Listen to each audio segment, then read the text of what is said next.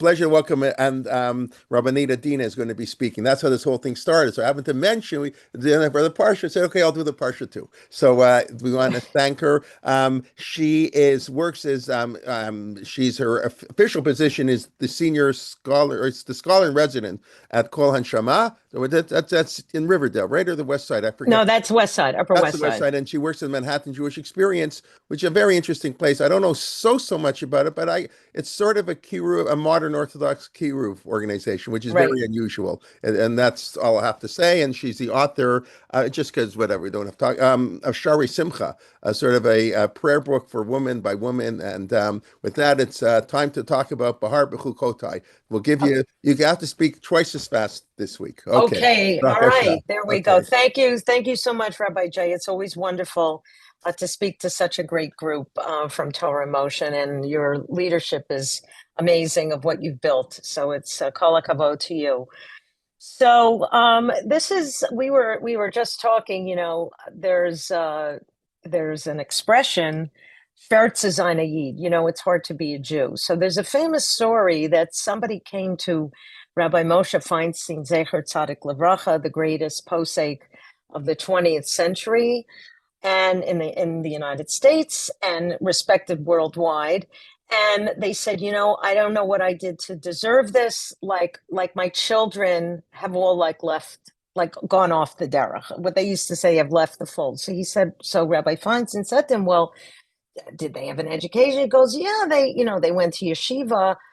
So he said, well, how did you raise them? So he said, well, the way I raised them was I said, schwer zu sein a Yid. It's hard to be a Jew. So Rabbi Feinstein said to him, if all you taught them is schwer zu sein a Yid, it's hard to be a Jew, then why would somebody be excited about remaining a Jew, especially at that time? Today you can go in great kosher restaurants. It's a interactive. It's a group on Facebook, and you could see across the whole world all the greatest restaurants to go to, all the hotels, all the Pesach programs, all this, all that. So that does it serve as an antidote to all the tsuris that we have? Because at times it just seems like it's very hard to be a Jew, and perhaps the one response to that can be found in the double portion we have this week of Behar Bechukotai, which is really a contrast in extremes, because Behar really, and we'll be completing the book of Vayikra, right? Behar really gives us that part of the joyfulness, really, of what the beauty of being Jewish. By the time we get to Bechukotai, that talks about the Tochecha, it's you kind of recoil and you take a step back and you go, oh my gosh, how do you merge this? How do you relate to it? So I want to try to first figure out, how do you take the adversity that we experience, and how do you take that, even the adversity that the Torah talks about, that if we don't sort of fall in line, that we could confront and really turn it in some way into blessings, in some way that there's goodness that comes out of that. And I want to start by saying that it's very interesting, because if you take a look at Rabbi Sachs, Zecher Tzadik Levracha's approach here, is that he's pointed out that Judaism is primarily it is a call to holiness. That's what he has said. But he says that when you get to Behar, Parshat Behar, you see the ethnic dimension to Judaism. And in every poll, I don't know in Canada what the equivalent sort of the Pew polls are, but in America, the majority of people see their identity as being Jewish as an ethnic identity. In fact, in some of the previous polls that they've taken, it's quite amazing. They say, what's the most important thing about being Jewish? Is it about the Holocaust? Is it about the state of Israel? No, it's about having a sense of humor. Okay, so I don't know whether to sort of laugh or cry, but I'll take it. As long as people have something positive, that's the point.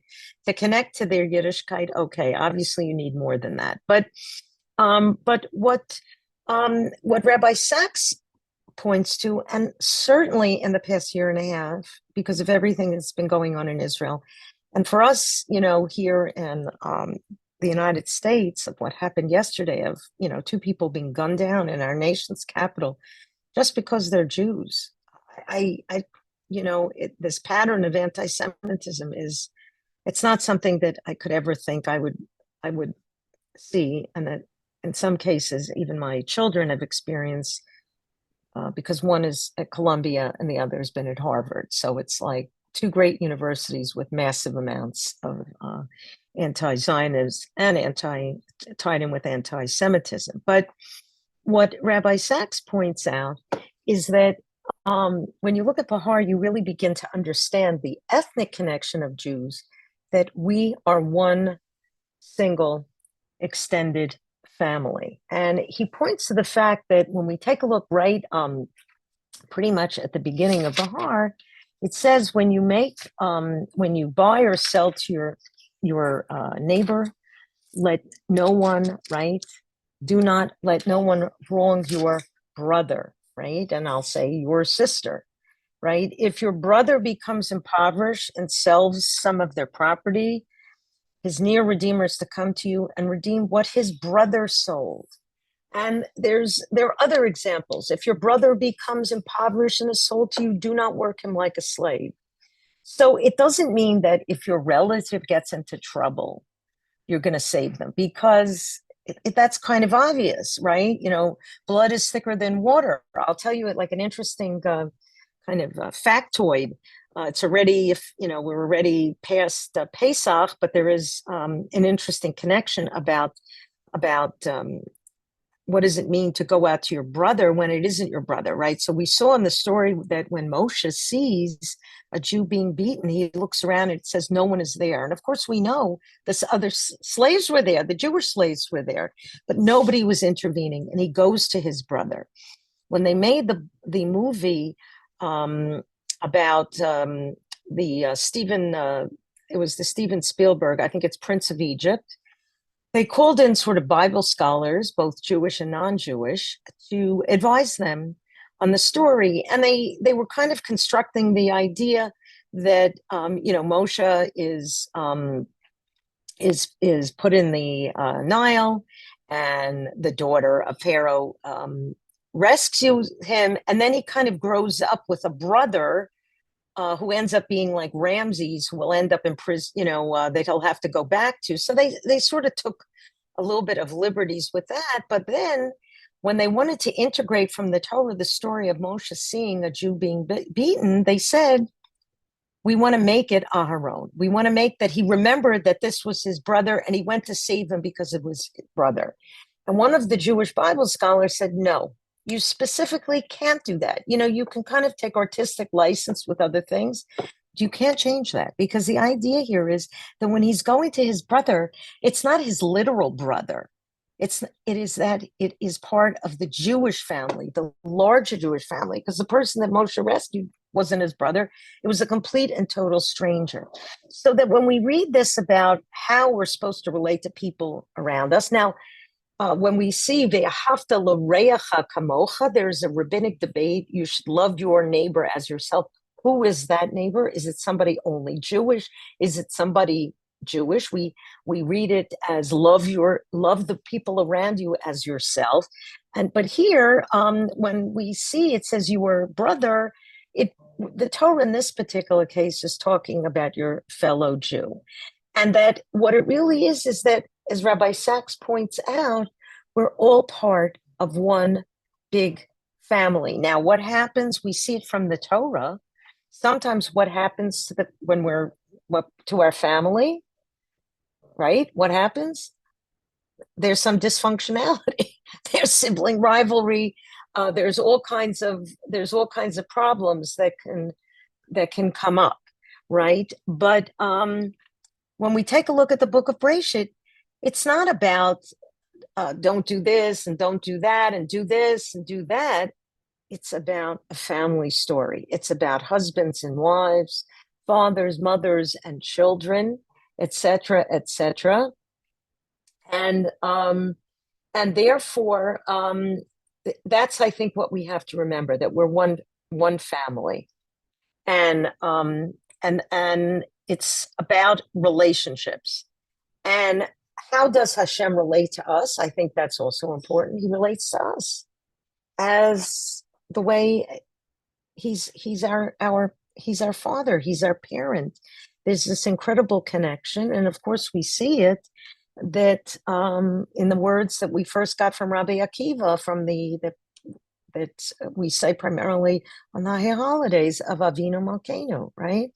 Our Father, our King. It's a very interesting dynamic that God is sovereign, God is the one up there, but God is also cares for us and is looking at us the way a parent cares for a child. So, as Rabbi Sachs points out, and that we see this in Behar, which is so interesting, is who were picked, right? How did we end up as as sort of God's children? It wasn't that he said, I'm picking the smartest, I'm picking the richest, I'm picking the ones with the greatest yichus. He says, I'm picking a family, and those that come from the legacy, Abraham and Sarah. And that idea of continuity, and that idea that we are one big family, that we are part of Knesset Israel. They used to say, when a Jew is stabbed in Kishinev, the Jew in New York feels it. And certainly in the last year and a half, for people who have been very disconnected, that has been the case. So that's something that we might kind of just sort of pass it by in Behar, but I think Rabbi Sachs brings that out beautifully. Now, the other themes that we see in Behar is about the Shemitah year. Shemitah is, where the land lays fallow. And then the Jubilee year, the 50th year, the Yovel, in which the slaves go free, the debts are canceled, and the land is returned to its original title holders. And there, when we take a look, it's so interesting at the laws related to slavery. This is very interesting because first of all, I don't know if most people pick up on the fact, when we talk about slavery in the Torah, right? There's really two kinds of slavery. There's sort of indentured servitude, where somebody falls into debt and therefore they have to kind of work for someone, and that's one. And then you have actually a more a different category of slaves, often non-Jews, but there's still an obligation of how to treat them. And the Torah in Behar talks about what happens if a Jew ends up as a slave to a non-Jew. And they say you have to figure out a way to buy him out, that you shouldn't wait until like the Jubilee year, but you have to figure out a way. And they say specifically something so interesting, the Torah says. It says you can't go and try to just rescue him. You have to pay it out. And what is the reason? The reason is really a profound one, because it means that you're forbidden to try to steal it. We learned it in the Gemara in Bava Kama, and we see in the Tosefta, which is kind of an additional source to rabbinic literature, says it's worse to steal from a non-Jew than from a Jew. And what's the reason? What's the reason for that, right? So it's because if somebody Jewish is victimized by another Jew, what are you going to say?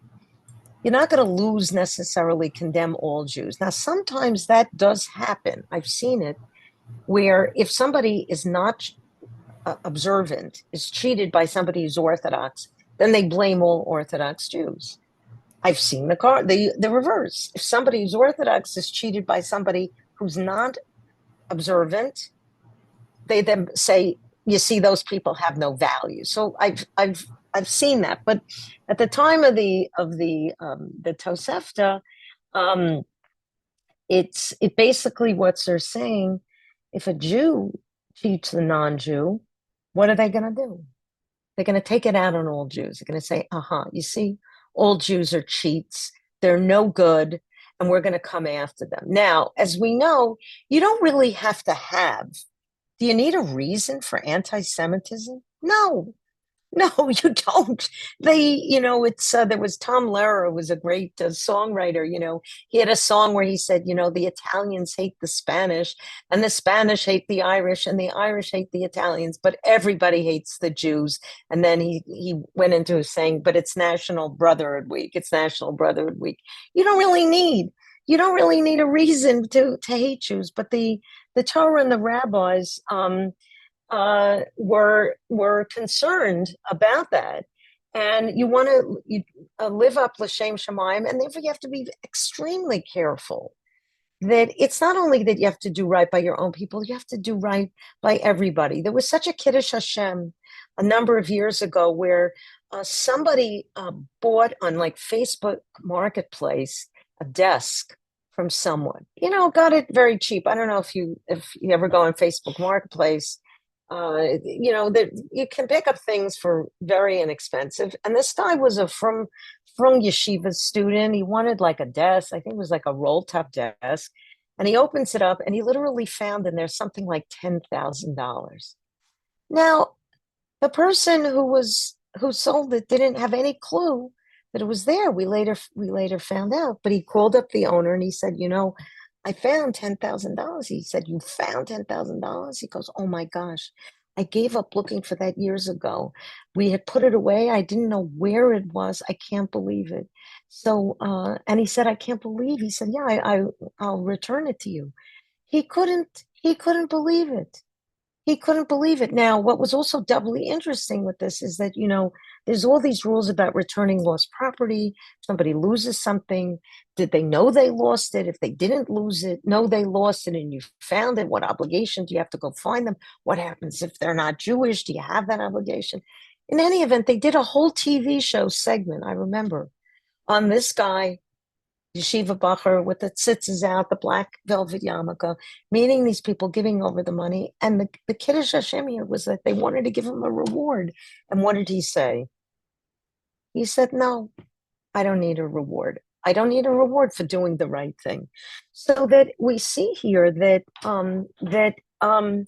it's really quite something. And the Torah also talks about oppressive financial practices, including that interest is not allowed, right? When you give a loan to someone. I just saw that one of the biggest mortgage companies in the United States has just worked out, was just reported this week, a heter iska, a way to enable people to be able to take mortgages, etc., and pay interest and not have a problem of violating a Torah principle. I know that in some cases with large Muslim populations where banks have been involved, the Muslims have something similar. This is the first example we have in the United States of a major mortgage lending bank doing this. So we see, though, that what Behar also talks about is that oppressive financial practices is not just it's not just that it's because the Torah tells us, but there's an ethical component to this that they expand on, in which they say not only is it wrong to financially harm a person, right? It's also wrong to harm a person through hurtful words. And the word, the ona'ah, right, is connected. Exploitation is as wrong. Verbal exploitation is as wrong, we learn, as financial overreaching. So when you finish reading Behar, it's like, wow, this is so great. It's so wonderful to be a Jew. I'm so happy with what the Torah teaches, and you feel good because the rituals involved, the ethicals involved, it's all connected. But then when you get to Bechukotai, what happens, right? So at the beginning of the Parsha, it does relate to the rewards that will come to us, right? If we obey the teachings of Vayikra. And at the end of Bechukotai, it relates to the necessity of funding the sanctuary. What is the bulk of the Parsha talking about, right? It's a tochicha. It's a long series of curses, the reproach for those who disregard the instructions. And the question is that Very often these two parshiot are read together. So if I was giving a Dvar Torah, I'll say, I'm going to focus on Behar. Right? Let's leave Bechukotai to the side. But it's a double parsha. You can't like say, oh, well, hold it off till next week. Maybe someone else will be giving the Dvar Torah, right? So if Behar lays out for us the type of community we can craft where we're given the reminder that we have an obligation not only to take care of ourselves, but to take care of those who have fallen on hard times, right? Because if you see someone falling into poverty or getting into trouble, what is it telling us? You have to help that person. And even though it seems, as I said, directed to Jews, it doesn't seem to also imply that we're talking about helping everyone when they're Jewish or not. And that idea of strengthening our brothers is so amazing. It's something that the Chafetz Chaim, Rabbi Israel Meir Kagan, Zecher Tzadik Livracha, he popularized, right? The Chafetz Chaim, right? The laws of Lashon Hara, of not speaking ill of others, etc. So he says that in Olam Haba, in the world to come, we're going to be asked about our many observances. And he said, but we're certainly going to be asked, like what Behar talks about, strengthening one's brother. And he says that there's going to come a moment in everybody's life when somebody poor or somebody troubled turns to you, and you have then a chance to fulfill what we see in Behar, to strengthen them and to not let their hand falter. So how does that then tie into Bechukotai? Because if we remain indifferent, if we're not there to stand and be with other people, then the Tochecha can take effect. And it's so interesting because how many curses are enumerated in Bechukotai? 49. And how many days do we count of the Omer between Pesach and Shavuot? It's as though we have 49 days. We have 49 chances to think of a way to overcome those negative things, the negativity and the curses and the terrible things that can happen by being indifferent. There's an incredible story. So many times that are told, when my kids were little, I used to say, at school, the security guard, the people at the front, when they're not like, I told them about like if a doorman did that, but certainly I said that the people that are there, you must say good morning. You have to say please. You have to say thank you. They can't remain invisible. You have to give them a sense of gratitude. You have a chance to always do a Kiddush Hashem and not be indifferent to the people around you that you just might ignore. There's an incredible story. There's a famous violinist. His name is Joshua Bell. Sort of this generation's like Isaac Stern. So they tell a story that there was a violinist who stationed himself in the metro station that Service Union Station in Washington, D.C., and is playing violin. And thousands of people, like during rush hour, are passing by. And he says, will you help me? I'm like down and out. I don't know where like my next meal's coming. And he collected very little from this effort, right? Well, it turned out that was Joshua Bell. He was doing an experiment. And the next night, he was playing at the Kennedy Center, where people were paying hundreds of dollars and in some cases thousands of dollars to hear exactly what he had been playing in the subway. The people were just they were indifferent to it. They were indifferent to whatever his needs were. And of course, it's a very difficult balance, especially in New York. We're confronted all the time by people begging. You're confronted by people half the time you don't know if they have their full mental faculties. You don't really want to engage them. In other cases, you don't know, are they taking money to buy drugs, to buy liquor? Are they really hungry? I'll try to give them food. I've had various different experiences by giving food. But when we read about this tochecha, part of it really comes down to it's up to us. It's up to us how we behave, how we craft the world, and what then can we expect of God. Now, I say that because the things that are enumerated there that can happen, it's very hard when bad things happen to good people, to happen to all people, to try to find a reason for it. We never should go that route. But at a bare minimum, when we're indifferent to the people around us, that diminishes God's presence in the world. And that's like, to me, the first level of trying to understand how bad things can happen. Because as we know, before you can get to the question of where's God, you have to say to yourself, where are the good people around us to speak up? Where are they to intervene? Why are they remaining indifferent? And in the past year and a half, you've seen so many examples of that, not only here in the United States, but in Canada and other places around the world, where people have the ability to help others and they choose not to. But when I read this story when I read the Tochecha, I always think of a story that Rabbi Shlomo Riskin tells about when he was 12 years old, and he was visiting his grandmother in Williamsburg, Brooklyn. Now, in those days, Williamsburg, Brooklyn was, a very heavily Jewish neighborhood. Today, it's kind of split between hipsters and Hasidim. It's Satmar on one side, and like hipsters of like very cool restaurants and bars on the other. If anybody had predicted that part of Williamsburg would be so expensive to live in, well, those are the real estate people that figured it out.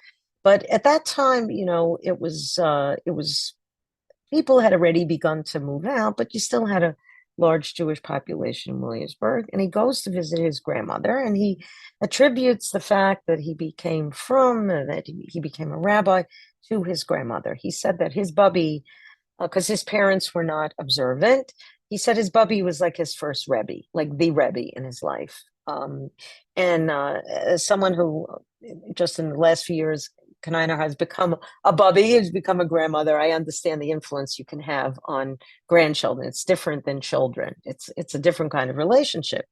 He says he comes that Shabbos to visit his grandmother, and he decides to go to a shtibel.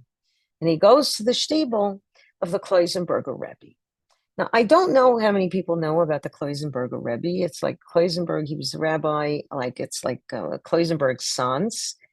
And it was just one of those horrific stories in the Holocaust. He had a wife, he had 11 children. His wife and all his children were murdered. He ended up in Auschwitz, and he was like on a work detail. And more towards the end of the war, they were doing some kind of labor in the field. And all of a sudden, I think it was like Allied planes came and started bombing what they thought was a regiment of soldiers. And he got hit by a bullet in his arm, and he was like bleeding to death. And he like wraps like kind of a tourniquet around it and takes a leaf to staunch the bleeding. And he makes a shvua. He makes an oath. And he says, if I survive this experience, I am going to build a hospital in Israel. Now, I have to ask you a question, right? How is that even somebody would have a havamina to say that? In other words, I understand like if I get healed, then other people be healed. But this is a man who has gone through, he's lost his Hasidim, they've been murdered, his wife has been murdered, and his children have been murdered. That's what he says. He ends up being liberated. And he was very, very instrumental in the DP camps. He was in Fehrenwald. I know this from stories I heard from people who were there, of trying to kind of reclaim people who in a prior life had been Hasidic, but now after the war were so broken. Again, Schwerze they wanted nothing to do with Judaism. They just wanted to survive this DP camp and get out of there, get to America, get to Canada, or get to Eretz Yisrael, but they were not interested in being frum. And he worked very, very hard to really rebuild people's neshamas. And there are many, many incredible stories about that. And he ends up in Brooklyn. And this is This is his shtibel. Just parenthetically, he did remarry, and he had 7 children with his second wife. And to kind of add to the poignancy of this story, is that it was said that on Friday night, when he gave the brachas to his children, that a parent gives to their children, he gave the bracha in absentia to all of the 11 murdered children. Can you imagine?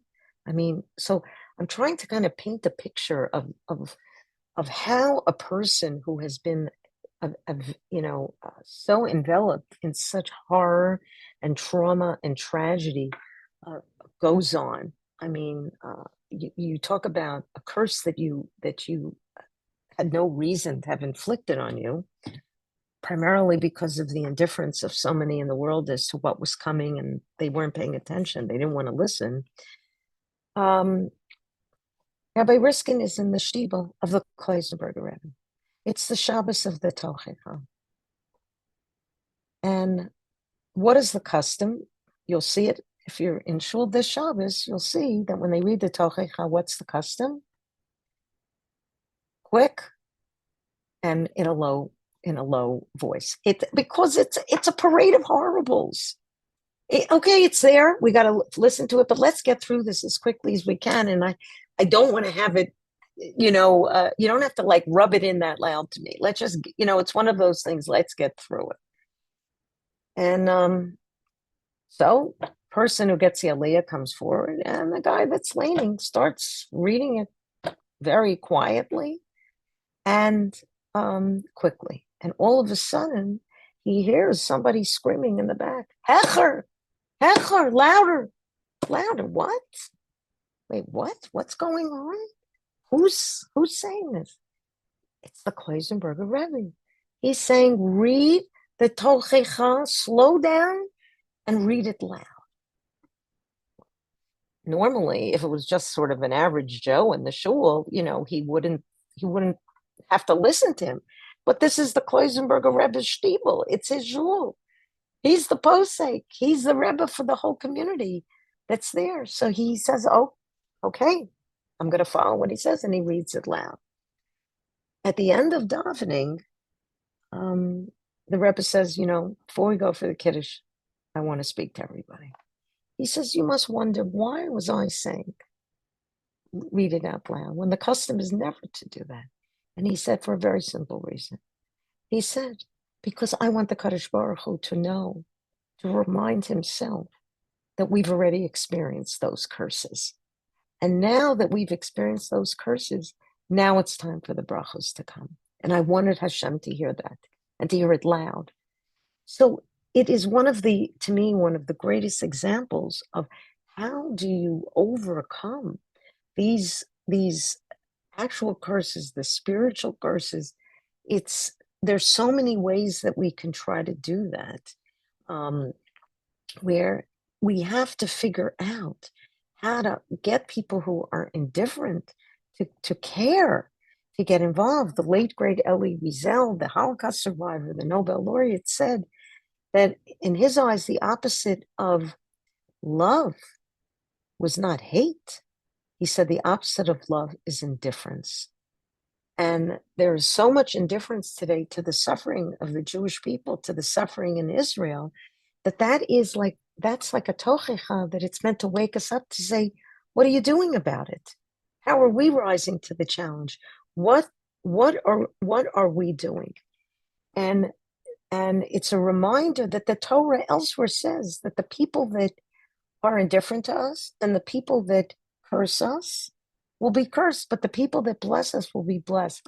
I'll tell you an interesting story that former President Bill Clinton told, that he was running for president. So this was 1992.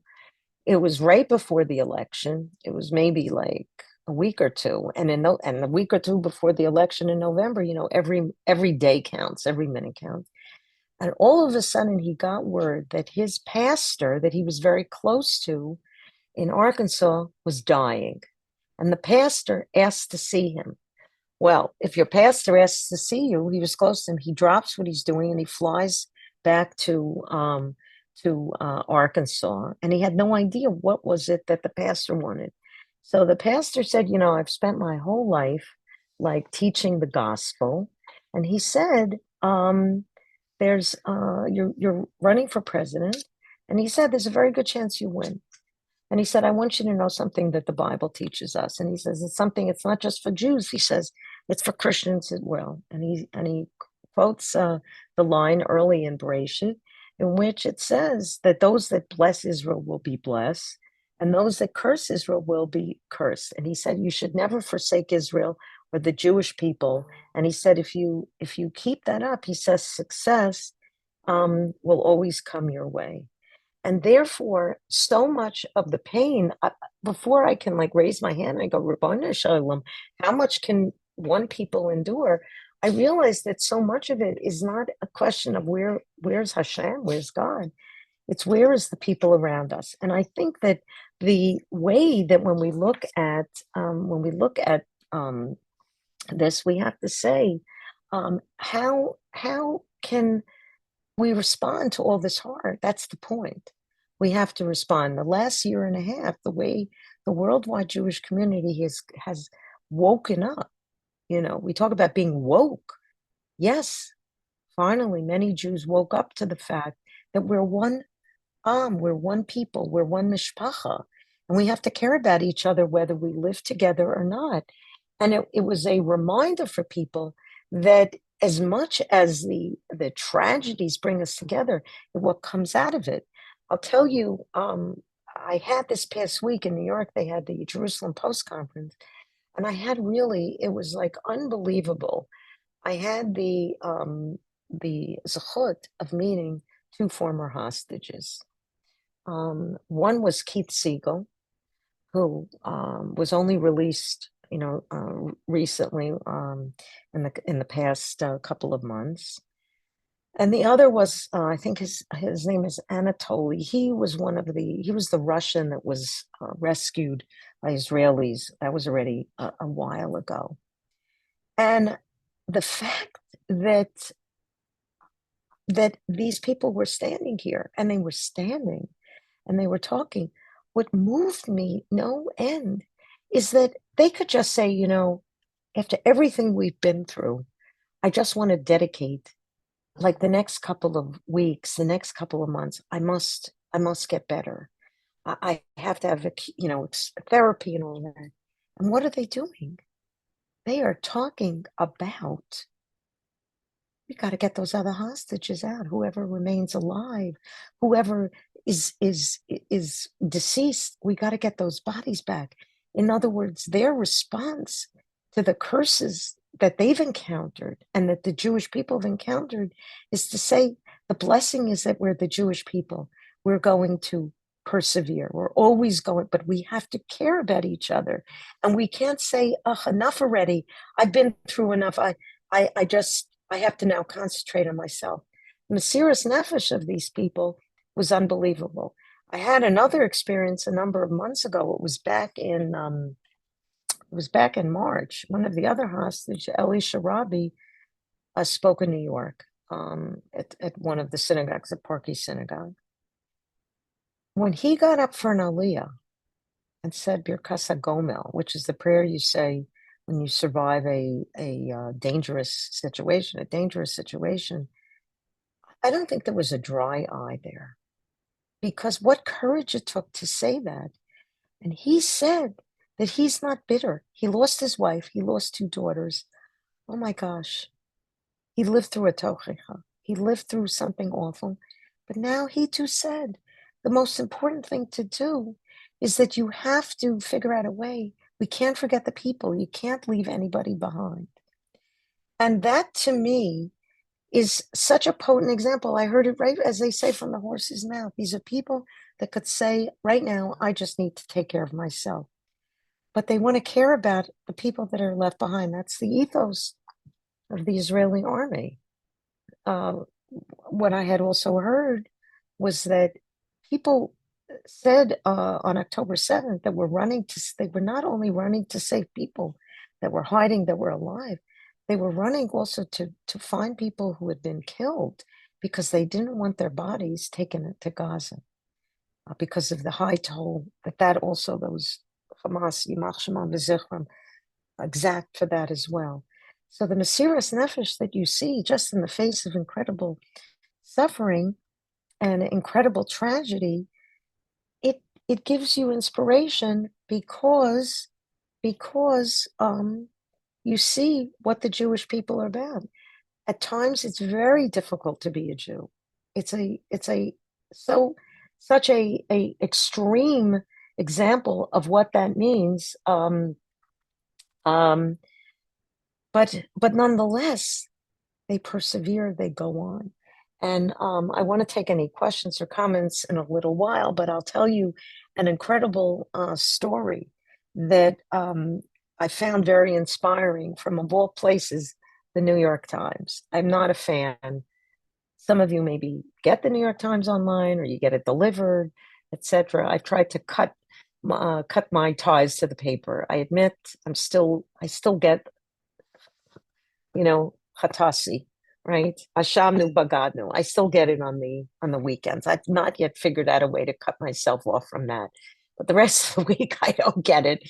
I'm even angry at myself that I get it on the weekend. So if you want to give me tochecha for that, I'll take it. That should be the worst tochecha I ever get. But in the year 2000, on New Year's Eve, right, 1999, December 31st, 1999. So they decided, for the year 2000, it was the new, right, the millennium, right, a new century. They were going to produce not just January 1st, 2000, the paper, but they were going to like look into the future and say, like 100 years from now, in the year 2100, what's going to be going on in New York, right? So they produced a special edition of the paper, and it said that Puerto Rico had become the 51st state of the United States. And they said that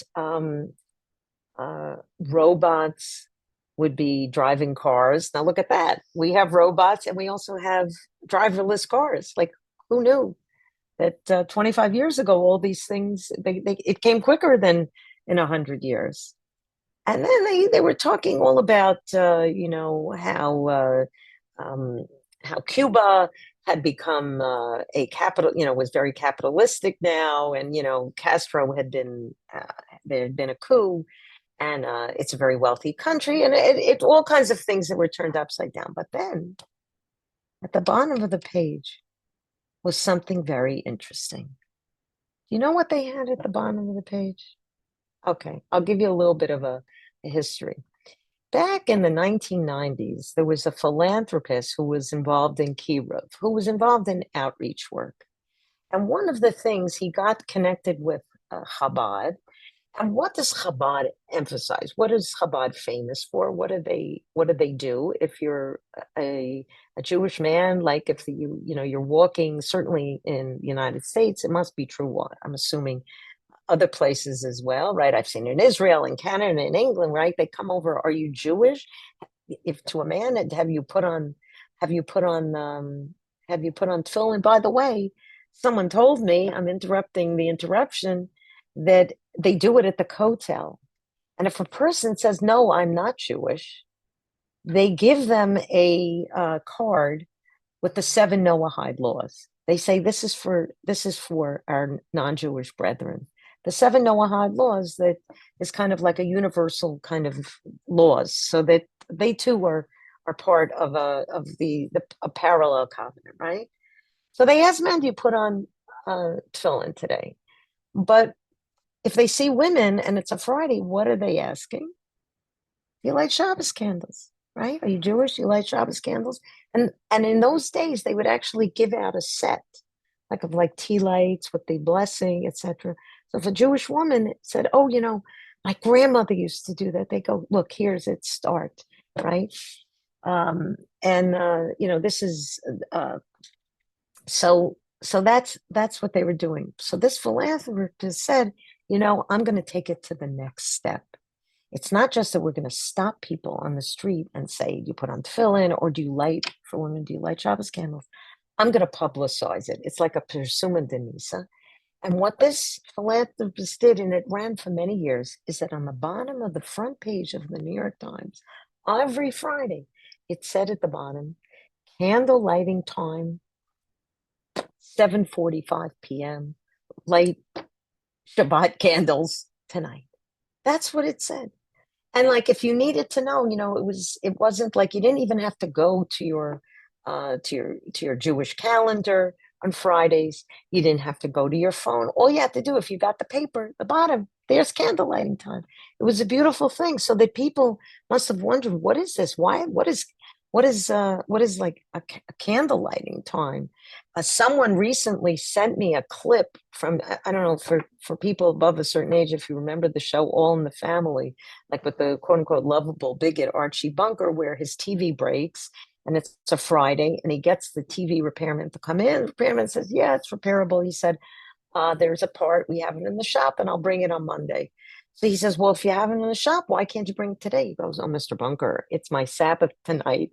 And I can't get to the shop and get back in time. He goes, well, can I call your boss? Can I call the rabbi? Can I get you a dispensation? He said, I can't. So he says, what do you mean? Like, he says, but it's plenty of time. No, he says it at 4:37 p.m. is when candle lighting time is. That's when sunset is, and I have to be out of here. And then Edith is looking at the Daily News and says, "What do you know? It says high tide is at this time, and it says sunset is exactly at the time that he said it." It was very, very, it was very, very funny. So this philanthropist said, "I'm publicizing for everybody, even for people who never light Shabbos candles. Maybe they'll see it. It'll spark a memory. They'll light candles." Fine. Lo and behold, this millennia edition of the New York Times comes out, and you look at the bottom of the page, and what does it say?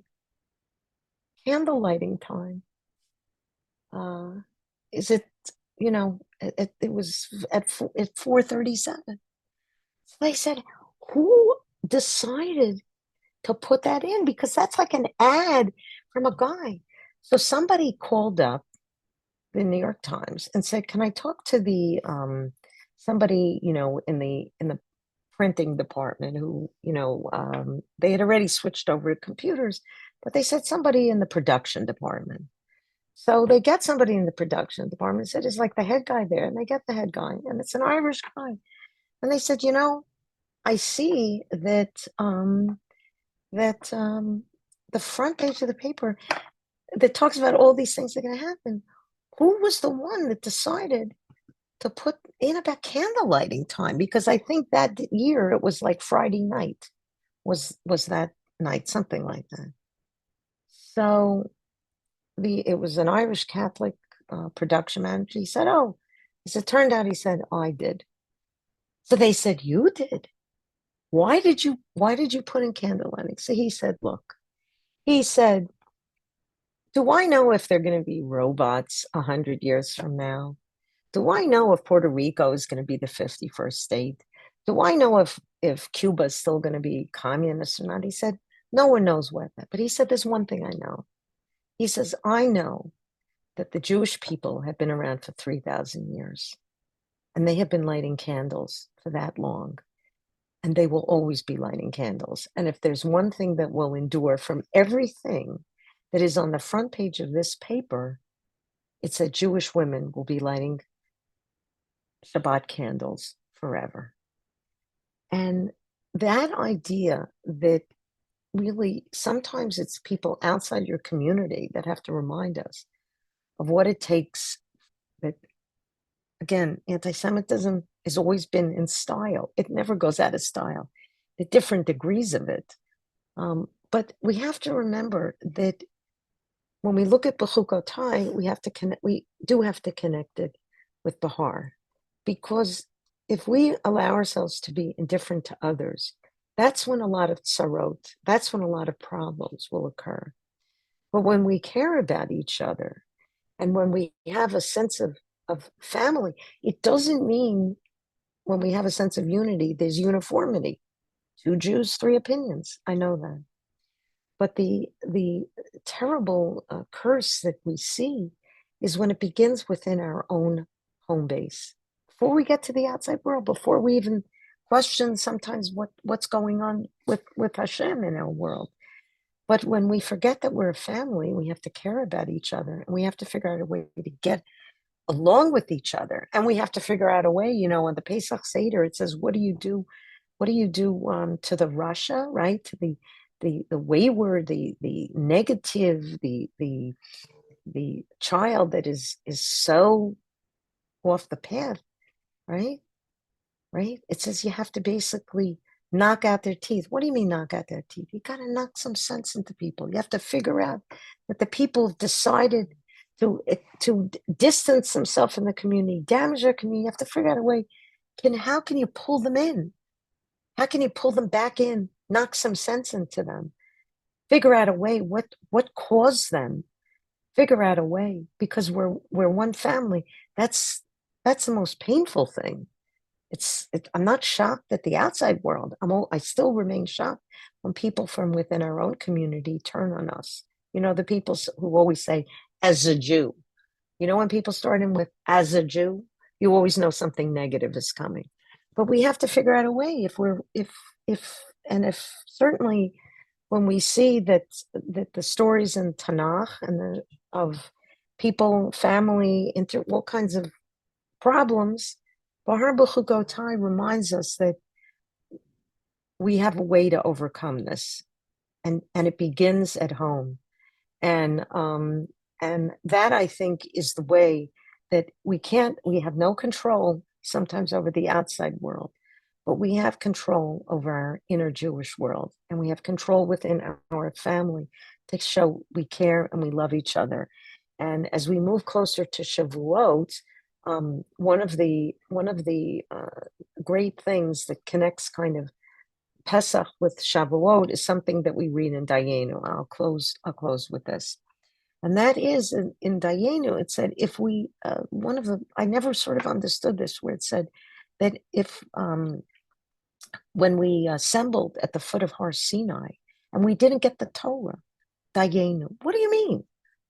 Talk about that, so anticlimactic. We're at the foot of Mount Sinai, and it says it would have been enough, Dayenu, if we were just there and we didn't get the Torah. How do you explain that?